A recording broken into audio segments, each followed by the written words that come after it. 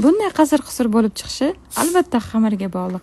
Videoni oxirigacha ko'rsangiz, barcha sirlarini bilib olasiz. Gazli suvimizni olamiz, so'ngra o'simlik yog' qo'yib, tuz, olma sirkasi solamiz.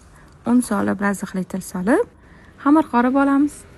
O'rtacha yumshoqlikdagi xamirimizni 2 soat tindirib qo'yamiz-da, so'ngra zuvolachalarga bo'lib olamiz. Zuvolalarni o'rab qo'ying, qayzib qolmasin. Endi zuvolalarni yoyib olamiz. Ushbu xamir juda ham cho'ziluvchan. Cho'zib tezgina yesangiz bo'ladi. Sifatli 82,5% sariyog'dan yaxshilab surib olamiz-da, so'ngra taxlab olamiz. Taxlangan xamirlarni muzxonaga 2 soatga olib qo'ying. Shunda yog'lari qotiydi, yoyishingiz oson bo'ladi. Ichiga xohlagan achinkangizni solsangiz bo'ladi.